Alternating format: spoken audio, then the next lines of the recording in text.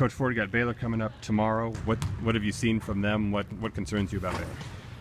Well, since our last game, they're playing as well as anybody in the league. Their average margin of victory the last 3 games have been 20, averaging about 84 points a game in their last 3 games, really playing at a high level offensively. And then, obviously, they're very, very good defensively. So, yeah, they're playing as well as anybody in our league right now.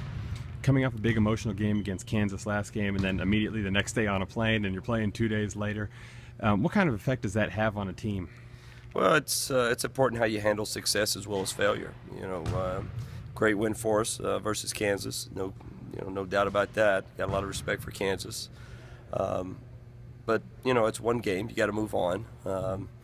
There's no rest for the weary at this point, and it's a challenge. It is a challenge for any team, any coach to get your team ready after a big win or a tough loss. And our guys, I'm anxious to see how they handle after getting a good win, how they handle the next game.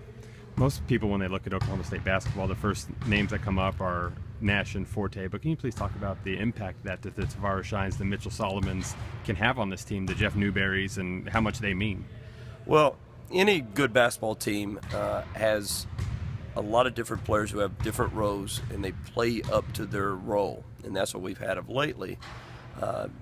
Phil Forte, LeBron Nash, we know we need them to score points. We need, Michael Cobbins is our shot blocker, defender, and now he's scoring points for us as well. Newberry, Shine, these guys, they have a job to do. Tyree Griffin, Mitchell Solomon, they have a job to do when they get in the game, whether it be a defensive assignment or offensive assignment.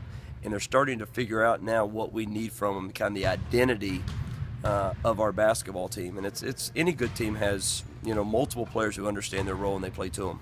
Last question is, big win over Kansas yesterday. What was your biggest takeaway from that game about your team? Well, just responding from being down at halftime and taking a pretty good punch early from a great basketball team.